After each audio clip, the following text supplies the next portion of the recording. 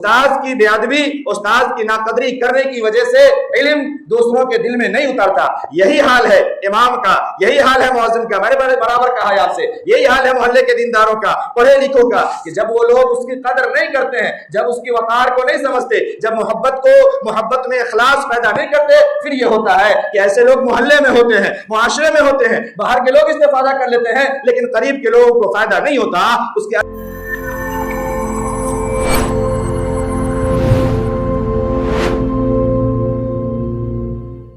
लोग कहते हैं कहना बड़ा आसान है, फलाने को क्यों नहीं बोले, फलाने को क्यों नहीं बोले। अच्छा, फलाने का हाल ये है कि जब मैं कोई बात यहाँ से अर्ज करता हूँ तो वो ये समझ लेता कि ये बात हम ही को कहे थे। हमें समझ में नहीं आता, हम लोग दोनों तरफ से मजबूर हैं। एक कहते हैं कि हम फलाने की वजह से ये बात नहीं बोले हैं, नहीं बोलते हैं, और दूसरा कहता है ये बात जो बोला गया ना इसका टारगेट फलाना ही था। कोई कभी टारगेट नहीं होता। गलत जो है वो सबके लिए है, सही जो है वो सबके लिए है, ये हमेशा याद रखिए। मैंने हमेशा आपसे एक जुमला कहा है, मैं फिर कह रहा हूं, अगर मैं कहीं पे किसी की चाय पी लेता हूं या किसी के साथ अगर उठ बैठ के बात कर लेता हूं ना, तो उनको दिल को साफ रखना चाहिए। और मैं अपना दिल साफ रखता हूं कि ऐसा नहीं हो सकता कि अगर कोई गुनाह मेरी नजर में होगी और अगर मेरी रसाई वहां तक होगी और अगर मैं बोल सकता हूं तो नहीं बोलूंगा कि मैं फलाने का चाय पीता हूं। क्यों? आप जानते हैं, ये जिम्मेदारी मेरी डबल बन जाती है कि अगला ने मुझे खिलाया है, पिलाया है, इज्जत दी है, वकार दिया है। ये सवाल डबल होगा कि दूसरे लोगों का उठना बैठना नहीं था, आप तो बैठे थे, आपको तो अगले ने खिलाया था, आपको तो अगले ने पिलाया था, आपने क्यों नहीं बताया? बताना तो आपकी जिम्मेदारी थी ना, कहना तो आपकी जिम्मेदारी थी ना, करना ना करना ये तो हम सब जान रहे हैं। नमाज भी जान रहे हैं, रोजा भी जान रहे हैं, अजान भी जान रहे हैं, सदका भी जान रहे हैं, हराम भी जान रहे हैं, अमल कितना कर रहे हैं और उस अमल का अंजाम क्या हो रहा है वो हम सब जान रहे हैं। लेकिन बातें कही जाएगी, इससे समझौता नहीं। मैं बीच में जुमला अर्ज करूं, मुझसे अभी 4-5 रोज पहले 2-4 बच्चों ने पूछा था, इमाम साहब पटाखा फोड़ सकते हैं, गुनाह तो नहीं होगा? पटाखा फोड़ सकते हैं, गुनाह तो नहीं होगा? मैं आपको बताऊं ताकि आपका भी दिल मन साफ रहे और अगले का भी, और आपको पता हो कि मैं बात पे कायम रहता हूं या नहीं। पटाखा फोड़े गुनाह तो नहीं होगा। मैंने कहा वइज़ा कुल्तुम फादिलु वलौ काना ज़ा कुर्बा, बोलो तो हक बोलो, सच बोलो, चाहे वो कोई कितना भी करीबी क्यों नहीं हो। बात तो मैं वही बताऊंगा जो हक है, जो सच है। तुम मानो न मानो ये जिम्मेदारी तुम्हारी है। आप नौजवान सुन रहे, उसे मालूम है। मैंने कहा देखो, पटाखे तुम शादी के दिन फोड़ोगे तब भी गुनाह है, किसी और दिन फोड़ोगे तब भी गुनाह है, किसी खुशी को इतना ज्यादा आगे बढ़ा दोगे जो गुनाह तक चला जाए वो हर हाल में गुनाह है। वो तो मैं बोलूंगा, अब करना ना करना, मानना ना मानना ये सबकी जिम्मेदारी है। और इस जुर्म में, इस गुनाह में कोई एक तो शामिल नहीं है ना कि हम उसको जिम्मेदार ठहराएंगे। लगभग तो सब लोग शामिल हैं। तो ये बातें सबके लिए आम है, किसी एक के लिए खास नहीं है। इन बातों को समझना चाहिए। जनाब मोहम्मद रसूलुल्लाह सल्लल्लाहु अलैहि वसल्लम ने फरमाया कि देखो, इल्म हासिल करो, इल्म लोगों को भी सिखाओ, क्योंकि रुखसत हो जाना है और रुखसत होकर के दुनिया से चले जाना है। आका सल्लल्लाहु अलैहि वसल्लम ने फरमाया कि जो शख्स इल्म दीन हासिल करने के रास्ते पर निकल जाता है और इल्म दीन हासिल करने की जुस्तजू में लग जाता है और वो अपने आप को सुधारने और बनाने की फिक्र कर लेता है, हलाल और हराम के रास्ते को समझने पर निकल जाता है और अमल करने लगता है, फिर वो शख्स जन्नत के रास्ते पर चल पड़ता है। और अगर उस रास्ते में उसकी मौत आती है तो अल्लाह की जात से उम्मीद है कि वो जन्नत में जाएगा, वो जन्नत का रास्ता है। तो हम ये समझे। तो मेरे मोहतरम बुजुर्ग और दोस्तों, हम खुद भी दीन को जाने, समझे, सीखें, उस पर अमल करें और अपनी नस्लों को भी सिखाएं और बताएं, क्योंकि जनाब मोहम्मद रसूलुल्लाह सल्लल्लाहु अलैहि वसल्लम की तरफ से बाकायदा काम दिया गया है, बाकायदा जिम्मेदारी दी गई है। ये हम ईमान वालों की जिम्मेदारी है, हम मुसलमानों की जिम्मेदारी है कि हम जितना जानते हैं। आप जरा सा पीछे जाएं, पहले क्या होता था, गाँव में जो लोग थे या जहां भी जो लोग थे, वो जितनी चीज जानते थे ना, अपने घर में पहले अपने बच्चे को उतना जरूर पढ़ाते थे, उतना जरूर सिखाते थे, उतना जरूर बताते थे, उसके बाद आगे के लिए कोशिश करते थे, बढ़ाते थे। आज हमारे घर का हाल ये है कि या तो हम जानते नहीं है, ये हमारी बीच की जो अभी 10-15 साल के बीच वाली जो नस्ल है, या तो ये जानती नहीं है, दीनी मामलात की बात कर रहा हूं मैं, या तो ये जानती नहीं है, या फिर जानती है तो कभी अपनी नस्ल को, कभी अपनी औलाद को, कभी अपने बड़े को, कभी अपने छोटे को लेकर के नहीं बैठती कि चलो कुछ सिखाएं, کچھ بتائے، کچھ دیکھے کہ کیا صحیح ہو رہا ہے، کیا غلط ہو رہا ہے۔ ہمارے درمیان سے یہ محاسبہ ختم ہو گیا، یہ تکرار ختم ہو گیا، یہ کارگزاری ختم ہو گئی، جس کا انجام گناہ نے آسانی سے ہر گلی میں، ہر کونے میں، ہر نکر میں، دل کے ہر خانے میں، نظر میں، کان میں، دل میں، دماغ میں، سر میں، پاؤں میں، سر سے پاؤں تک گناہوں نے ہمیں گھیر لیا اور ہم ہوش کے غلام ہو گئے اور شیطانی شکنجے کے شکار ہو گئے، اور ہمیں یہ پتہ ہی نہیں کہ ہم کیسے کیسے گناہوں کا انجام دے رہے ہیں اور کرتے جا رہے ہیں۔ اس کی وجہ یہی ہے کہ ہم نے گھر سے تہذیب کو ختم کر دیا، تعلیم کو ختم کر دیا، ہم نے ادب کو ختم کر دیا۔ اس لیے ہم ادب کے دائرے میں آئے۔ میرے محترم بزرگوں اور دوستوں، میں نے آپ سے وعدہ کیا تھا میں 2 منٹ صرف باتیں کروں، پھر کبھی بات کریں گے۔ دنیا کے اندر علم ایک نور ہے، آپ سمجھیے گا، اب میں بات کر رہا ہوں جو میں نے پہلے عرض کیا تھا، علم ایک نور ہے اور استاذ یہ چراغ ہے، اور چراغ کے بغیر علم اور علم کا نور یہ استاد کے شاگرد کے سینے میں یہ منتقل نہیں ہوتا، شاگرد کے سینے میں نہیں جاتا۔ استاد کی بے ادبی، استاد کی ناقدری کرنے کی وجہ سے علم دوسروں کے دل میں نہیں اترتا۔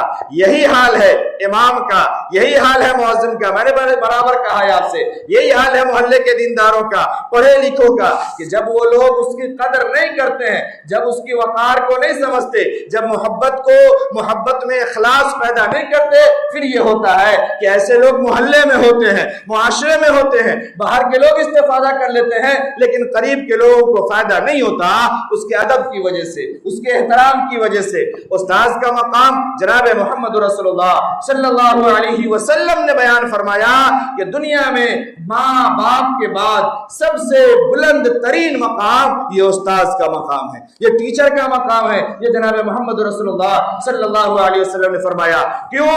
ماں باپ کے ذریعے سے، والدین کے ذریعے سے ہم دنیا میں آتے ہیں، اور استاذ وہ ہے جو ہمیں دنیا کو سکھاتا ہے، دنیا کو بتاتا ہے، دنیا کو سمجھنے کا شعور پیدا کرتا ہے، حلال و حرام کی تمیز ہمیں سکھاتا ہے، صلاح و فلاح ہمیں بتاتا ہے، اور پھر اس کے ذریعے سے ہم سنورتے ہیں اور ہماری زندگی بدلتی ہے۔ جناب محمد رسول اللہ صلی اللہ علیہ وسلم نے خود فرمایا، انما بعثت معلما، میں معلم بنا کر کے بھیجا گیا ہوں، میں سکھانے والا بنا کر کے بھیجا گیا ہوں، میں بتانے والا بنا کر کے بھیجا گیا ہوں۔ اس کا معنی یہ ہے کہ سکھانا اور بتانا اور اس پہ عمل کرنا اور کرانا، یہ بھی جناب محمد رسول اللہ صلی اللہ علیہ وسلم کی سنت ہے، یہ بھی آپ کا طریقہ ہے، اور استاد اس سنت کے صحیح وارث ہے، استاد اس سنت کے صحیح وارث ہے۔ اس لیے جو شاگرد ناقدری کرتا ہے، بے وقاتی کرتا ہے، ادب نہیں کرتا، احترام نہیں کرتا، پھر وہ شاگرد ایسا ہے جیسے بے پانی کا پودا،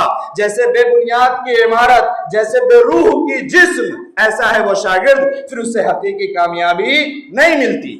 یہ سمجھنے کی ضرورت ہے۔ حضرت امام شافعی رحمۃ اللہ علیہ فرماتے تھے کہ میں اپنے استاذ کے سامنے، بڑے غور سے سمجھے گا، میں اپنے استاذ کے سامنے کتاب کے ورق کو، جو کتاب کا پیج ہے نا، پنا، کتاب کے ورق کو بھی بہت آہستہ پلٹتے تھے، بہت آہستہ پلٹتے تھے۔ کیوں؟ تاکہ استاذ کی ہیبت اور استاذ کی محبت یہ ہمارے دلوں میں باقی رہے اور ہمارے دلوں میں قرار کے ساتھ رہے۔ یہ ہے ادب، یہ ہے شاگردی کا صحیح ذوق، یہ ہے صحیح مزاج۔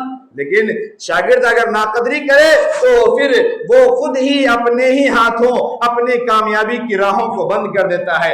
جو شاگرد، جو پڑھنے والا اپنے استاذ کی، اپنے شاگرد کی، یا اسی طریقے سے جہاں کے رہنے والے ہوں، وہ مقتدین یا وہ مقتدہ یا وہاں کے محلے اور معاشرے کے لوگ اگر اپنے بڑے کی اور امام کی اور جو صلاحیت کے لوگ ہیں، دینداروں کی، بتانے والوں کی، سمجھنے والوں کی، جو بھی بتاتا ہو سمجھاتا ہو، اگر وقار نہیں دیتا، عزت نہیں دیتا، بات کو سمجھنے کی کوشش نہیں کرتا، اگر اسے حقیر سمجھتا، اگر اسے ذلیل سمجھتا، پھر اس کے علم سے، پھر اس کے نور سے، پھر اس کے فیض سے اسے کوئی فائدہ نصیب نہیں ہوتا۔ اور ایسے شخص کو 3 بڑے نقصانات کا سامنا کرنے پڑتے ہیں۔ میں مختصر عرض کر رہا ہوں، 3 بڑے، سمجھیے بات ختم کر رہا ہوں، 3 بڑے نقصانات کا سامنا کرنا پڑتا ہے۔ نمبر 1 یہ کہ ایسا شخص علم سے محروم ہو جاتا ہے، ایسا شخص علم سے محروم ہو جاتا ہے۔ ایک تو یہ کہ ایسے شخص کو علم ہی مکمل نہیں مل پاتی، راستے میں اس کا علمی سفر ختم ہو جاتا ہے۔ یہ دیکھیے گا ایسا شاگرد جو بھی ہوگا،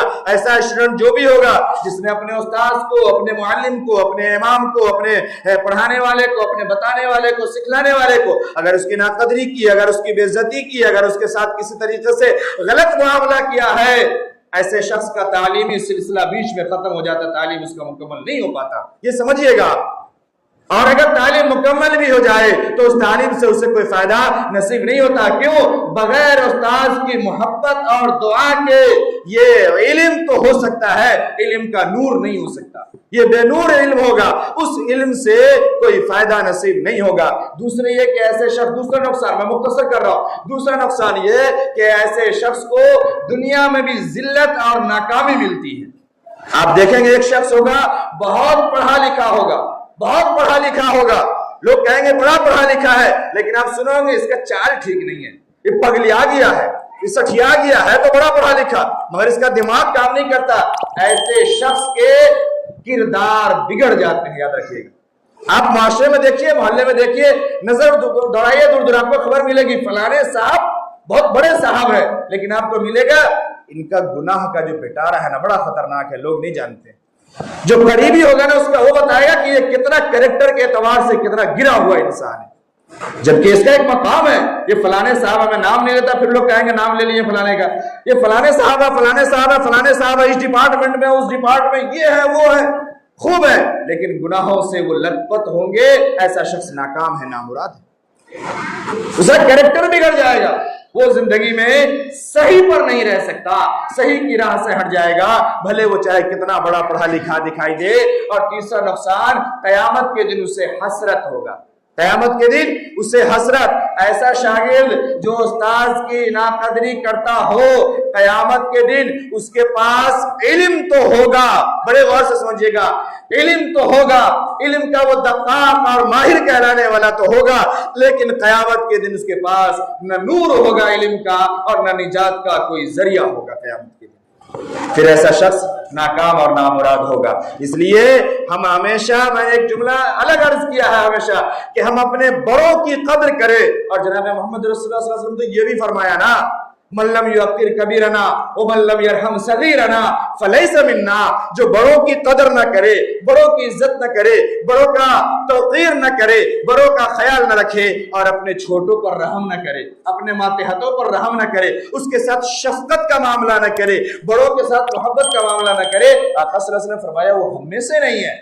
میں ان سب کو اگر جمع کروں تو آپ کو بتاؤں کہ ایسے شاگرد جو ناقدری کرتے ہیں، اپنے ہی ہاتھوں اپنا ہی نقصان کرتے ہیں، ایسے شخص کا پھر صحیح فائدہ نہیں ہوتا۔ اگر شاید آپ میں سے کسی کو یاد ہو تو یاد کیجئے گا، میں نے جب وہ بیان کیا تھا کہ مسجد کیا ہوتی ہے محلے میں، اور مسجد کا فیض کیا ہوتا ہے، اور مسجد سے آج محلے کو فائدہ کیوں نہیں ہے، اگر اس بیان کو آپ دوبارہ سنیں اور سمجھے تو آپ کو وہاں سے بھی بہت ساری باتیں سننے کو مل جائے گی۔ بقیہ انشاءاللہ پھر آئندہ کسی موقع پہ بات کریں گے، جن کی سنتیں باقی ہے وہ ادا کر لیجئے۔ وآخر دعوانا